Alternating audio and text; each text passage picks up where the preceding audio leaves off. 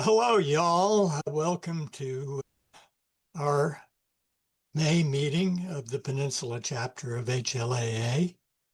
I'm Jim Lang, the co-president, and it's my great honor to pass the baton to Ken Peters to introduce our speaker. Thank you, Jim. On behalf of our Peninsula chapter, I would like to introduce Ann Thomas, who will be speaking to us today on emergency planning for people with hearing loss. Ann is presently the HLAA Northern California chapter coordinator, as well as HLAA Diablo Valley chapter president. She's a dynamic, award-winning advocate for people with hearing loss and wears many hats in the hearing loss community, including HLAA brand ambassador, Bay Area Walk for Hearing committee member, and co-author of two books, one Get in the Hearing Loop Advocacy Guide and Get in the Hearing Loop Toolkit Handbook. She is also being honored at this coming HLAA National Convention, where she is receiving the HLAA 2026 Excellence in Service Award. So without further ado, I'm going to like Ann Thomas to talk to us. If you have questions at the end, please either put them in the chat or you can raise your hand. Ann, thank you for being with us today. Thanks, Ken. I'm happy to be here. It's nice to see so many people that I know in the audience, some of which are from the Peninsula chapter and some of which are from other places in the country. I'm going to go ahead and start sharing my PowerPoint. Emergency planning is something that many of us are really lax to do, and we're also lax to do it in relationship specifically to hearing loss. In California, we are in an emergency situation state because we have fires and earthquakes. And if you all remember the fires in Los Angeles last year, it was really devastating. So I call it fire everywhere. While we were waiting to start the meeting, I happened to ask if anybody would plan to say anything about the new settings that Zoom has for your computer. And I always ask these questions in my chapter meetings, and I'm going to go through the first one, just press it and go by. So Zoom has some new caption settings, and they're really important and beneficial to us. And I'm actually very proud because Carolyn Odio, who was originally part of the Peninsula chapter, who now lives in Washington State, and she's my tech buddy. And Carolyn and I advocated with Zoom for some of these changes which they've made. And so it's really great to see that our advocacy work spreads out more than in with technology as well. So what happens when you click on the caret?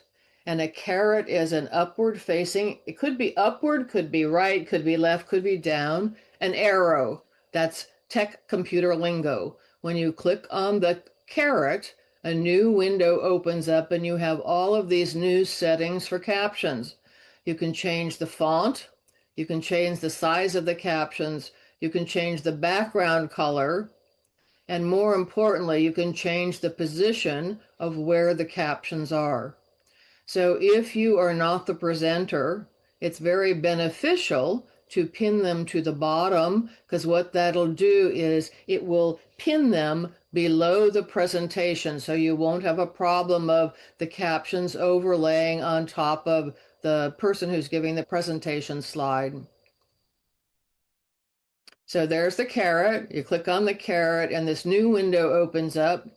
And in our chapter meeting, we host hybrid meetings. We experimented with the colors. And to our complete surprise, in our meetings, the kind of aqua color turned out to be the best because it stood out from the background color of the slides so that you could more easily identify the captions. So today our topic is emergency preparedness, emergency planning. So safety, are you prepared? I have traditionally given this presentation to the Diablo Valley chapter for probably 5 years at least, in every September. And even though I give this presentation, I don't have all my boxes checked on the things I'm going to tell you. So just remember, it's a process. And if you do just a couple things this year, then next year you might ask me back again and you'll do a couple more, and pretty soon you'll be in good shape. So this is what it looked like in Northern California when we had the fires in Santa Rosa. I don't know about you, but that image to me is just terrifying. There are many agencies, both federal, state, local, and private, that are all trying to get the message out. I will be sharing slides from many different agencies, and they all pretty much say the same thing or a similar message. And I have found for myself personally, when I'm learning a new idea, a new concept, or expanding my awareness of a concept, it's really beneficial to hear something multiple times. So I hope that you have patience when you hear that one agency says one thing, the next agency says the next, as we go forward through the slides.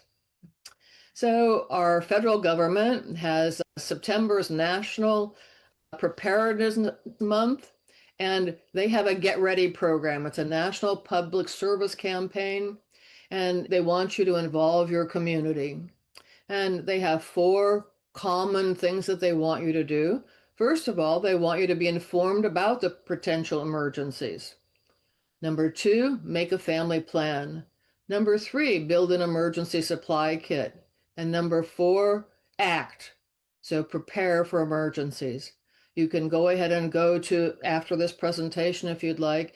And actually, I might go ahead and make up a 1-page document for you that lists all the agencies and how to connect to them at www.ready.gov. Our state fire is called CalFire, and they have a program called Ready for Wildfire. And they want you to plan, know, and act. See, you're seeing similar kinds of things that you're being encouraged to do. The first thing that they want you to do is to download the Wildfire app and then sign up for text alerts. Now, I've been signed up. For those of you who don't know me, I love technology and I'm always tinkering with something. The app was really right up my alley, and I've had it for, I think at least 7 years. And in the last 3 years, several times a season, I'm alerted of some kind of, fortunately, it's been grass fire in my area. We don't know when those are going to turn into something bigger. And it's nice to know that none of them were big enough to do that, but I got experience with how the app actually works. So what's your wildfire action plan? So in the end, all of us are thinking we're going to have to evacuate if it's anywhere near us. And so we need to be prepared, once again, have that emergency supply kit and create a plan. So the evacuation plan has some features to it that are things that I never thought about before I started giving this presentation. And the first one is figure out what your escape routes are. Theoretically, one of the ones that you use all the time could be blocked, and that would be not a way that you could exit. So you need to have at least a couple of different ways to get out of your house, away from your house, in case you had to evacuate. It's suggested that your immediate family, your family out of state, and also friends, that you let them know where you have decided you're going to meet. Theoretically, one person could be at the grocery store, one person could be at Costco, one person could be playing pickleball. and none of you are at your house. And you would need to figure out a location that in case there was an evacuation plan, that all of you are heading to that location so that you can reconnect again. And you need to do this ahead of time because obviously once the evacuation order is given, you're not going to have time to be able to figure out what that is. It's also recommended that you have a designated contact person who isn't part of your immediate family in your current location. So let's say most of us in the meeting today are in Northern California. So let's say that there's a huge fire in Northern California and you have a family member in Southern California. So you would make that family member in Southern California your contact person, and you would contact them. Everybody else would contact them for news about you. So then everybody would be informed and they wouldn't be anxious and nervous about where are they, what's happening, because you're not going to be able to do it in your local area. So the 3 steps to prepare, once again, get a kit, make a plan, be informed. Over and over again, everybody is saying the same kind of thing. So in being prepared in your immediate home, I don't know how many of you have fire extinguishers in your home, but everybody needs to have a fire extinguisher in their home. And probably the most likely place to keep it is under your sink in the kitchen. The most likely place to have a fire is in your kitchen. So you need to know how to use the fire extinguisher. Oh, you need to know where it is and how to use it. If something happens and you don't have a fire extinguisher or you get befuddled or something like that, remember, flour and salt are great fire extinguishers for small things. If it is an oil fire, please do not put water on it. The next thing you need to know is where is the gas and the gas shutoff valve. So we could easily have a gas line break. And for most people, your gas line is somewhere on the outside of your house. It's recommended that you also have a gas key connected to that pipe. So most gas, water main, and electric shutoffs are a square. And there's a special large tool that has a square in the middle. And so it's long, and so you can easily use it for torque to turn that on and off. And you need to have a list of emergency contact numbers near your emergency supply kit. Alan Katsura made this really cute video, and I'm not going to talk while it's playing, so I'll let you go ahead and see what it has to say. So a picture's worth 1,000 words. You may not remember any of the text that you see on the slides today. You may not remember what I say, but maybe you'll remember the little drawing. Maybe you'll remember someone drawing a pocket talker or something like that. So I hope that you found that little video helpful. I've been experimenting recently with using AI to create images for my slides because it's hard to find them for hearing loss. And this image right here was created with Copilot, which is built into PowerPoint. And I think it really pretty much captures everything that you need to know. One of the most important things that we all learned after the fire in Northern California in Santa Rosa was that you're going to be evacuating quickly. Lots of people left their hearing instruments behind. And in this presentation, I'm using the term hearing instrument rather than having to say hearing aid, cochlear implants, and bone conductive devices, all 3 of those over and over again. Hearing instrument is inclusive of all of them. So what happened was people left their hearing aids behind, their hearing instruments behind. And the audiologist's office is burned down. The major manufacturers for the hearing aids and cochlear implants, hearing instruments, said they would replace the devices if you knew the make, the model, and the serial number of your hearing instruments. Most people didn't know that. So the first thing that I want everybody here to do is to make a little card, stick it in your wallet, Or I have another slide here. I happen to have 2 cochlear implants, and they provide me with an emergency. It's a plastic emergency card. So you might want to check with your hearing instrument manufacturer to see if they have something similar. And I have a scan of that. Extra hearing aid batteries. Some people have rechargeable hearing instruments. Some of the rechargeable hearing instruments can also use regular zinc air batteries. So for my CI, I have an extra battery container. So my CI looks like this, and this is the battery at the bottom. I can take this off, and there's a separate battery pack that takes zinc air batteries. I actually keep that in my purse. I never know when something could happen, and I would be in hot water without being able to hear. A battery charger. I know several years ago, before PG&E got a little bit better here, in the summertime, we would go into overload, and one year my electricity was off for a week. And at that time, how do you charge all your stuff? I was going out to my car to charge my cell phone, even though I had battery backups. So it's really advised that you have some kind of a solar device so that you could just sit it in the sunlight, and that would at least help you. Make sure that you have a speech-to-text app on your smartphone. And at this time, it's really wonderful because Apple has one built in called Live Caption, and Android has a very fine one called, I can't think of Live Transcript. And it's always a good idea to have a personal amplifier like a pocket talker and include a neck loop and headphones.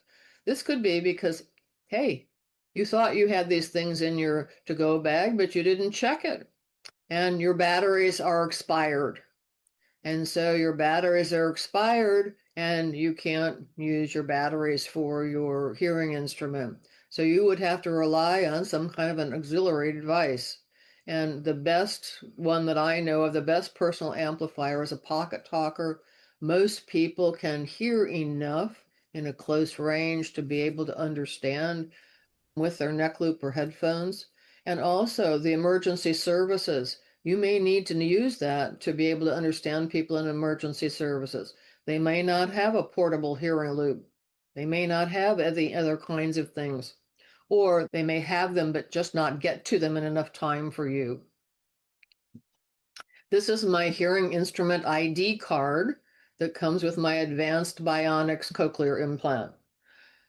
If your hearing instrument manufacturer doesn't have something like this, there's no reason that you couldn't create one yourself and have it for your hearing aid and get it. I recently ordered for a presentation I'm giving next month. TSA has cards. They're called TSA cards, and they're notification cards, and mine says hearing loss on it, that I have the disability of hearing loss. And I ordered them to distribute at our meeting and at the walk, and our walk for hearing is on May 30th, and they're plastic, and I had never seen a plastic business card before. So there are some places that you can order something like that as a single, and so you might find that really helpful for you. So we have 2 components that we need to worry about and be concerned about. We have, as a normal human being walking the face of the earth, what things do we need to have for our emergency supply kit? And then in addition to that, we need things to have for our disability. So the American Red Cross Emergency Supply Kit says that you need 3 days worth of food and 3 gallons of water per person. You need medications and a first aid kit, a flashlight, and a whistle. And the whistle can be especially important for us because you could be trapped somewhere and yelling all the time, you could lose your voice. And we couldn't hear if somebody has responded to us, and so we're continuing to yell to stress your voice, but it's much easier to blow a whistle. Extra eyeglasses, contacts, change of clothing, an extra set of car keys. money, credit card, traveler's checks, and by money, cash. More than likely, the ATMs in your immediate area are going to be shut down too because everybody was evacuated and nobody's going to be able to get to them. So in this situation, cash is king. And copies of important documents. I mean, everything that you have in your house could get burned up. All your insurance policies, everything. So you need copies of those documents in your supply kit. This is an area where many of us are really lax. It is so hard to imagine that we could never hear our smoke detector, carbon monoxide detector in enough time to awaken us in an emergency. That's such a shrill, loud sound. But the reality is the most common form of hearing loss is neurosensory hearing loss, which is the high frequencies. And that's the very sound that those alarms are in, and they're special alarms for us.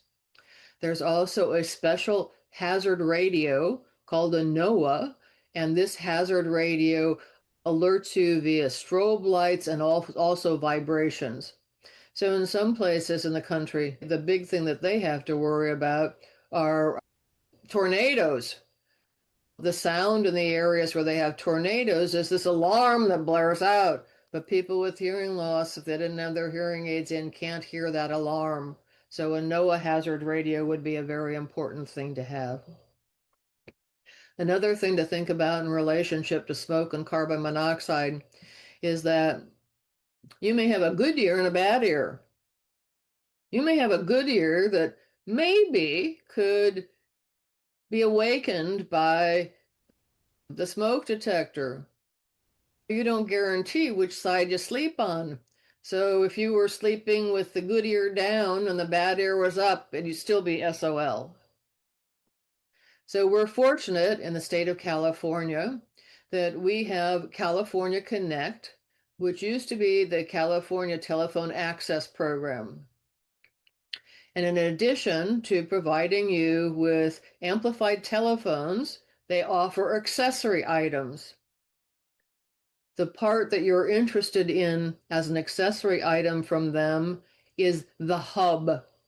So here you see two hubs. One is made by Sonic Alert, and that's the one I happen to have. And recently, they also started distributing Bellman and Synfoam.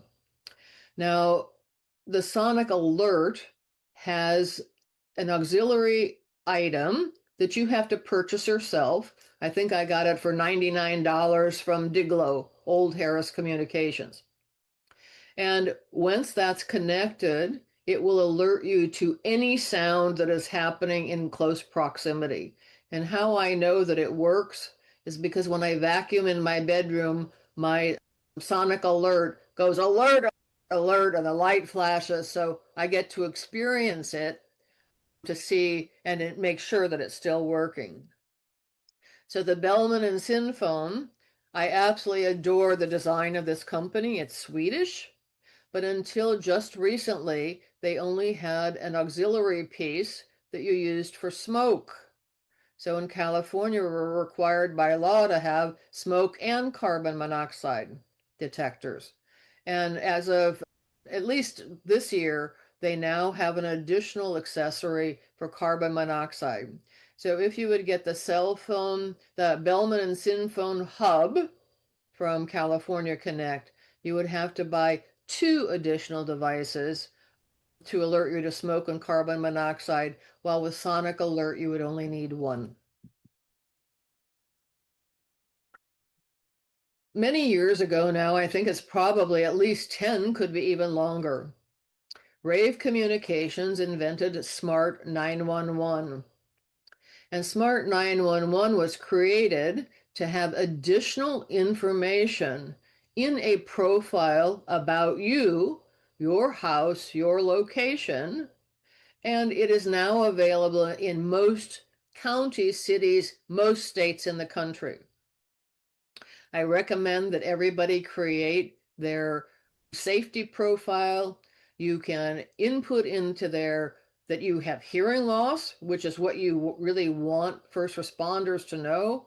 They come to your house and they could be yelling out for you, and if they didn't know you had hearing loss, they might not even think about it. You can input your medications. You can input all kinds of information. You can do it for your whole family. You can even include your pets. So it's a really valuable tool. And I've given this presentation all over the country, and I try to make the slides specific to the location I'm giving. And I looked up San Mateo County, and Smart 911 is available in San Mateo County. Here's another agency, Pacific Gas and Electric. They have a whole program to help us too. They want you to plan it.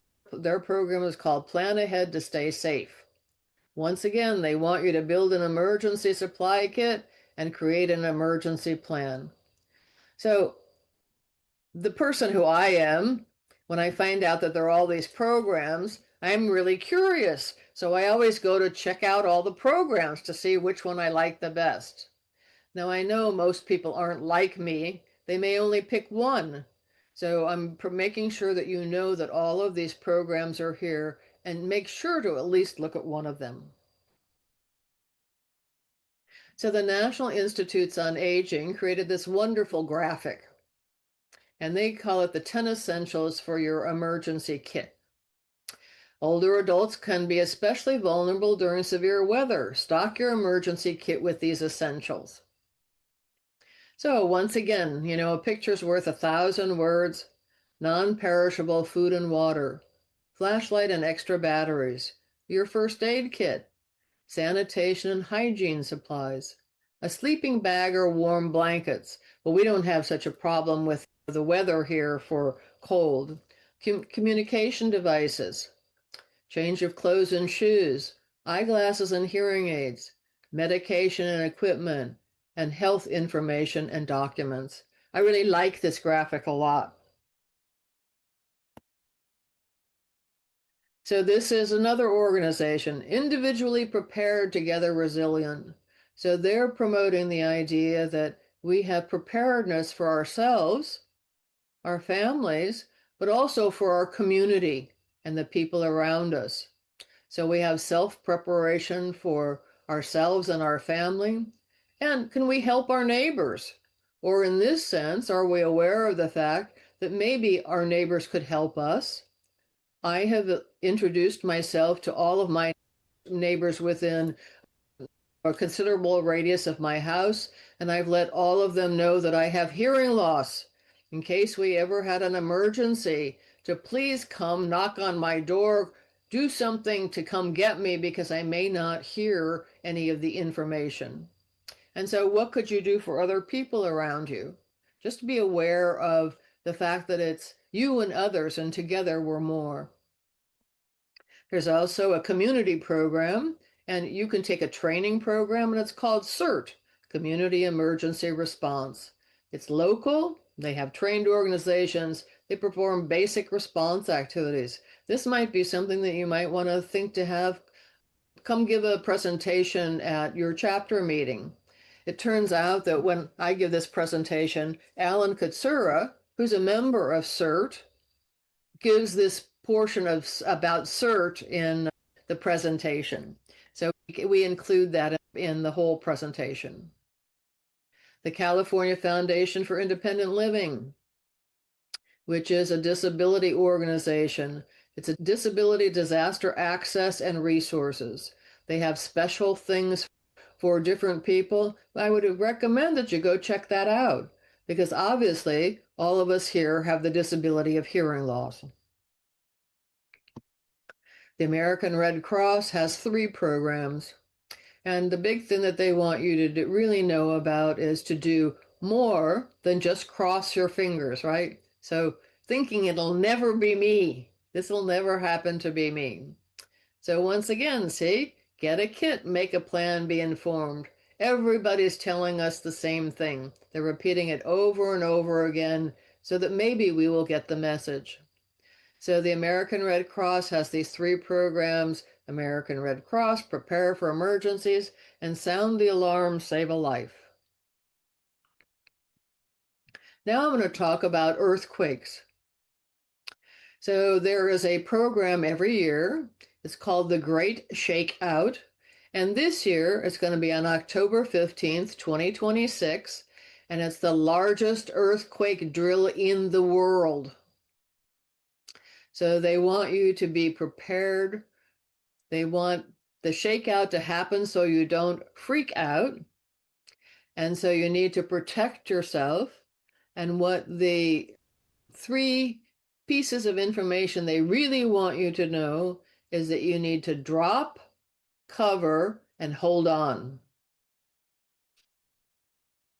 If by some chance that you're in a location where there's nothing to get for cover, on this video they're showing you drop.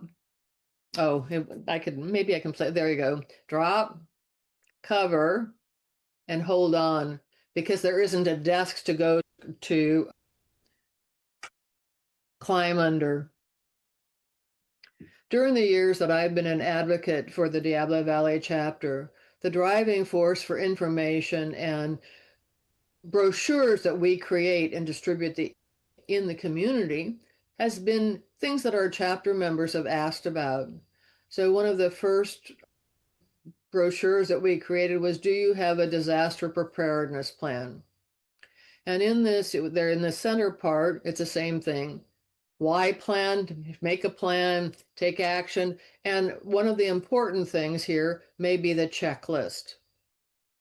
So the batteries, get extra zinc air batteries, rechargeable batteries, and a solar battery charger. Make sure that you have your hearing aids in a convenient location. It's recommended that if you put them in a dryer, maybe you want to put Velcro on the bottom of that dryer so that in case there was an earthquake, they don't get knocked off your nightstand and under your bed and you wouldn't be able to find them. So I'm watching Janie Kind and I saw her face go, oh, yes. Okay, and have alerting devices, audible alarms, visual vibration. Have a support network. Have emergency contact numbers. Know about CERT, your fire department. Register for Smart 911. Have warning systems. Know the weather radio. Text, strobe light, bed shaker, and no local emergency alert system. So occasionally I see on TV, and now they have captions whenever that comes up, about a local alarm when they're testing it. I also have the app on my phone, which lets me know about fires that are happening anywhere in a close proximity. And for communication, you might want to have a whiteboard and write down key phrases for emergency personnel, paper and pen. You need a flashlight. A face me button is a good idea. And keep your cell phone charged and make sure that you've set up the ice features on your phone. Ice features are in case of emergency, and the phone, all emergency medical personnel know about that. And when your smartphone is locked, they can access the ice information without opening your phone. The second brochure that we created was safety for fire and carbon monoxide. So what are the ways that we could be alerted in those situations when we can't hear it? So it's sound, vibrate, and strobe. From the American Red Cross, you can get a free alerting device that is this life tone alerting device, but what you need to know about it is it will only alert you to fire. So you still need an additional device to alert you for smoke. And this life tone device is very unique. So you can see it there, it says fire. It also flashes, but rather than emitting a high tone frequency like other smoke alarms, it emits a low tone frequency, which many more people can hear. You want to make sure that if you are spending time in a hotel, that you make sure to ask the hotel for the accessibility kit. So the accessibility kit includes an alerting device for fire, for sure, and also has something for the telephone. So the chances are really great that you might not be able to hear that alarm from the hallway or in the room. So it's really important to go ahead and take care of these things. So you're hearing over and over again, have a kit, have a plan, be prepared, take action. And we can't say this enough because we all need to do it. And we probably, no one in this meeting, oh, I guess I should ask, is there anybody in this meeting who's fully prepared? Just raise your hand. No. So see, we can't hear it enough. And so I'm going to go ahead and open the meeting up to some questions. And I'll go ahead and stop sharing my screen. Fred. I would add at the HLAA website, you can get a copy of a communication access plan that you can fill out and have it available if you need to go to a hospital, for example, and summarizes a lot of the information that you've recommended in here. So there's a form that you can go and download. It's a fillable PDF, I believe. Thanks, Fred. Anybody else? And Fred, you might want to touch your raise hand so it goes down. Thank you. Oh, there has to be somebody else. I didn't do such a good job. Nobody has any questions, is there? Someone here is asking in chat, Linda Loftus, is wondering, can you get solar-powered battery packs through Amazon? I believe you can. And so, Linda, I would get what I have a small generator, but I don't have my solar part. So ideally, you would probably want both. Let's see, Susan Pfeiffer saying, can you send this out to us to download? Send what out? I'm assuming she means the slides. The Yeah, list, the PowerPoint. the various lists that you were talking about. I'll create that document for you, and somebody in the East Bay chat, the Peninsula chapter, could send it to everybody who attended. That would be wonderful. Thank you. Uh-huh. I'm multitasking while listening, and I would love to have that. And it looks like also we have a recording, so eventually when Alan's done editing it, it'll go on the HLA YouTube page. So I think that'll be, I don't know, 2 to 3 weeks, depending. Yeah. Janie, didn't you mean HLAA California? California YouTube. Yeah, thank you, Ann. And in relationship to the slides, I've been misquoted before on a slide, or I've had people, and in writing as well. So I usually don't like to give my slides out without permission. So if somebody wanted something, if you contacted me, more than likely I would be happy to give it to you. But I just want you to know, make sure you give the right information. Judy Sullivan. You're muted. Judy, you're muted. Still, Judy, in the bottom right-hand corner, the microphone. There you go. I got it. ICE. You mentioned ICE on the cell phone in case of emergency. I missed that. Could you repeat that for me? I am happy to. What kind of cell phone do you have, Android or Apple? I have the latest Apple iPhone. Okay, so if you go into your profile, there is a whole section in there about emergency information. Tons of information.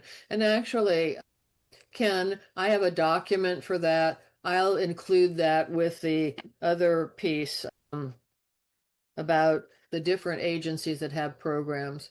And so Judy, so any EMT who would come, they would press the side button on a new iPhone, and what happens is if you don't have the pin or anything, that the ice information can come up and they can see that. So see, that could be really helpful to them in addition to making sure that you are connected to Smart 911. And so when they come, how would they know? Yeah, and actually, if you don't want to wait until I get that to you, just Google emergency information on your smartphone, on your iPhone. Okay. I'll Google it. Thank you.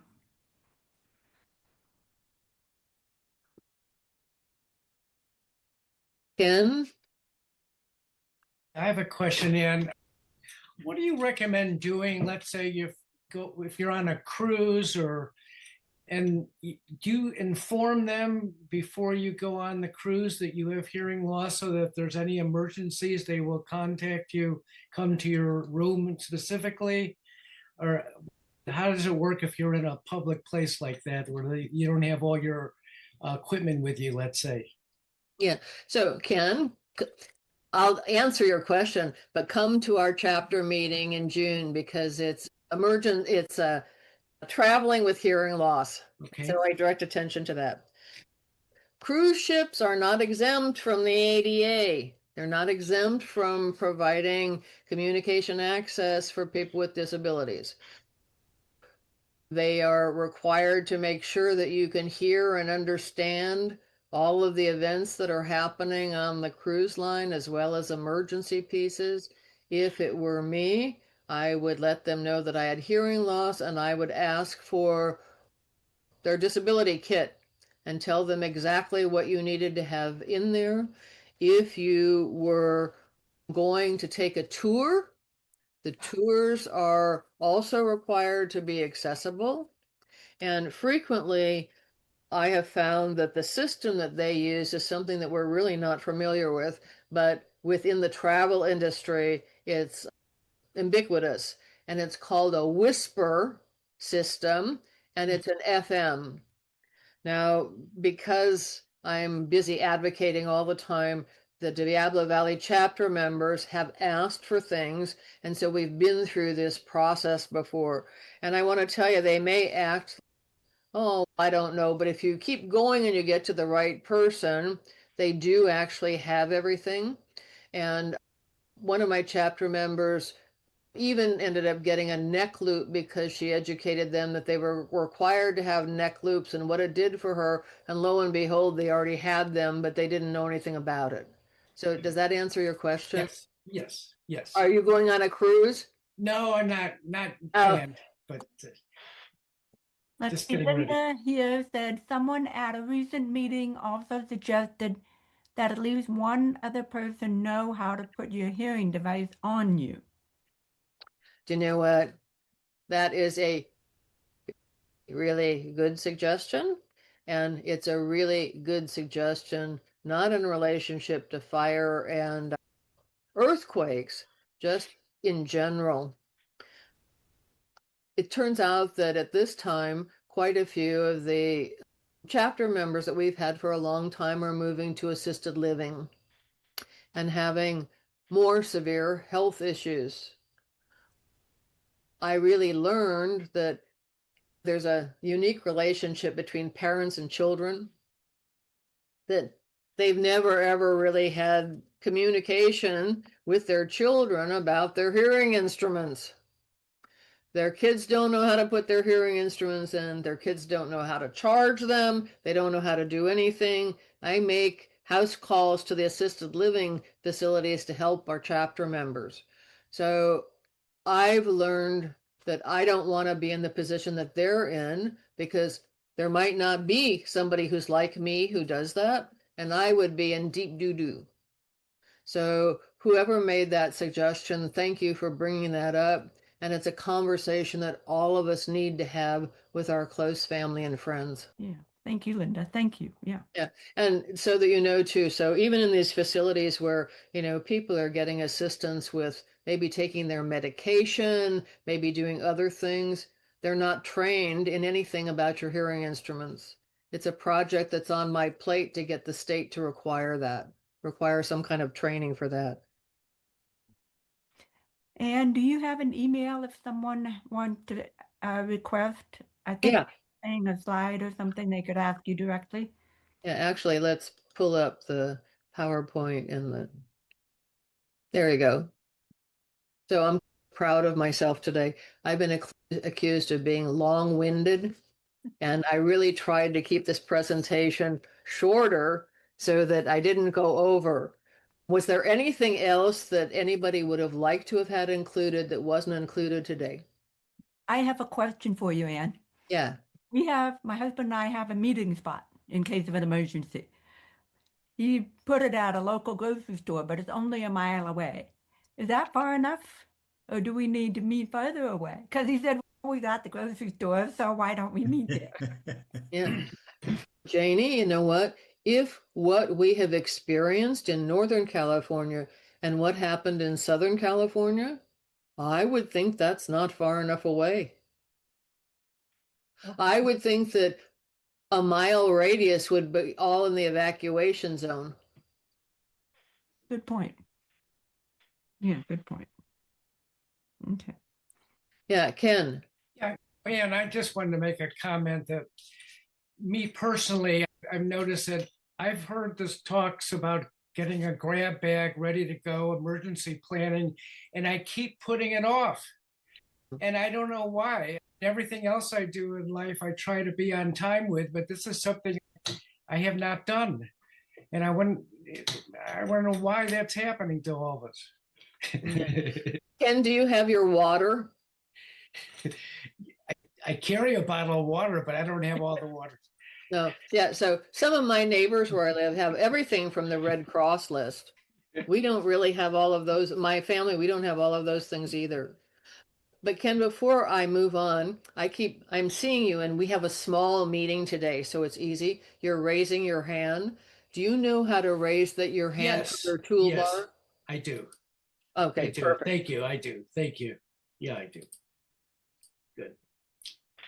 I was going to say I have a go bag in each of our cars, but it has a Coast Guard box water, Coast Guard food you would not want to eat unless you were starving, a mask, flashlight, and that stuff, but no change of clothes or a blanket and a sleeping bag because it's a backpack. So I find for me it's conflicting. Like if I'm going to have to evacuate due to a fire, I think I'll start packing. I have a list in priority order. Because I heard from the CZU fire in the Santa Cruz Mountain, they said, make a list and just go down the list. And when you have to go, that's when you leave. You've done your priority of what you can. And so there's a difference between an earthquake potentially and a fire. On an earthquake, you could just be stranded. That's why I put it in each car. I figured if I'm in another city. Yeah, I didn't mean that. I meant that you could be stranded at your house. And so your water would be in the garage. Your water and your food, your things would be in your garage. You could access them. That's a good point. Fred.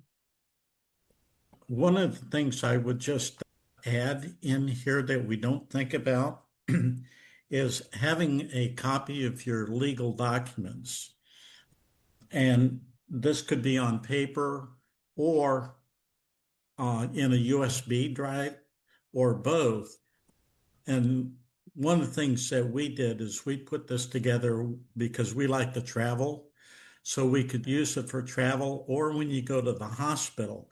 So we keep copies of like our driver's license, TSA card, global entry, medical, the ICE card, copy of your living will. And it's easy enough to put it on paper, but if you put it on a USB, it's very easy to carry when you travel or if you go to the hospital. And I'd like to expand on what Fred's talking about. You need your bank account. You need your insurance, your house insurance, your car insurance, every single thing that you could imagine if you didn't have access to would be a really big headache. Good point, Sam. I was just thinking about how watching the news when some of these floods happen so quickly, people literally have had 5 minutes sometimes to get out. And it's, oh my, how in the world in 5 minutes are you going to figure out what you need? Because it's a lot of stuff that you're talking about here, Anne. And just trying to figure that out is almost daunting. Do you put this bag in your car? Do you put it in your garage so that you could quickly grab it and put it in your car? What is the recommendation about that in terms of the size of stuff that you need? Well, Sally, and that is Sally talking because you didn't Yeah. pop up yet. So I know your voice, right? So you just have to pick. So maybe some people would never be comfortable if they didn't have it in their car, they didn't have like 10 of them. Somebody else may be comfortable if they just had one in their bedroom so that they, in an easy place, they could grab it and go. I know that one of the most important things for me at this time is to make sure that the batteries work because I'm deaf without my cochlear implants. And just those pieces, you can only do the best you can do, right? Mhm. I think that might be part of the reason I put off organizing these things is it just seems like you said at the beginning, it seems overwhelming. But you do have to think through and what's the most important thing and make sure that you have at least that to get started when and then move on from there. Yeah. So I keep generally in my purse. I don't, usually it's there are things like this and they have a little zipper and I have it with extra batteries for my processors. Keep it in my purse so that if I ever needed it, then I have it. Yeah. Laura Beecher?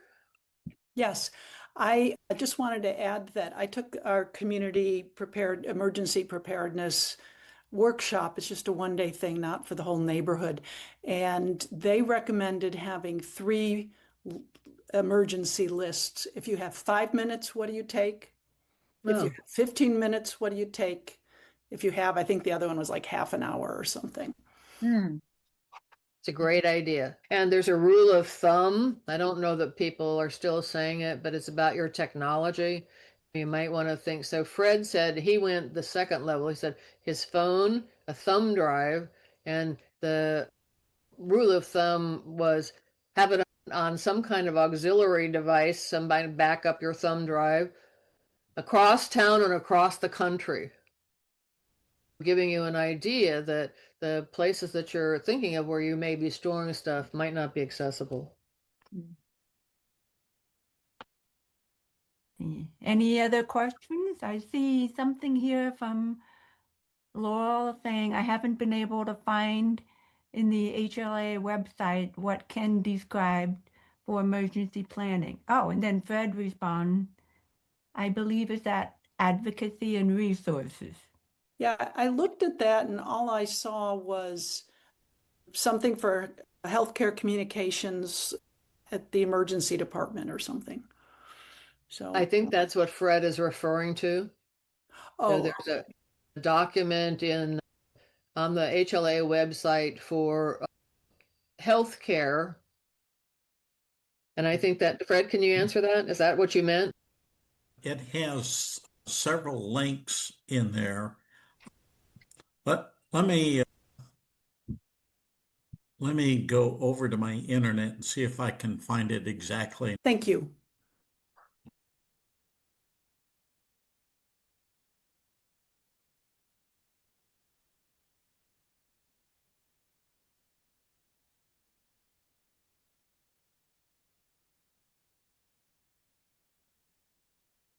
Oh, Any- while we're waiting for when Fred's looking, I'm thinking about Sally. So, Sally, maybe just pick 5 things.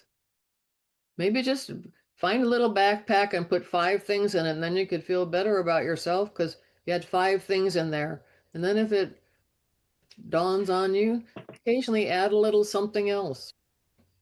You don't have to do it all at once. Yeah, I agree. Yeah, Ken. Yeah, so the other thing I would add is we need to be prepared for any emergency health issues that we might have. So we also need to have a go bag. Let's say something happens in the middle of the night and we have a stroke or something. We need to have something ready to go to take in the ambulance with us as well, which probably is in addition to a separate go bag for what we were just talking about. Like your hearing aids, batteries, chargers, all need to be in this bag ready for any medical emergencies that you can get to quickly.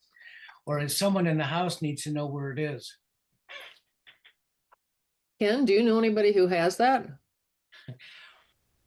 I'm now putting together a bag for that purpose, just for having my hearing aids, second pair of hearing aids and chargers in some place where I can show near where I am for emergencies. Because a lot of people end up in the ERs without any hearing aids, and it's a disaster. Our healthcare system providing the communication access we need is painful. Fred just put the address for where you can find the document he was referring to. He put it in the chat. Yeah, there's several document links at that particular site.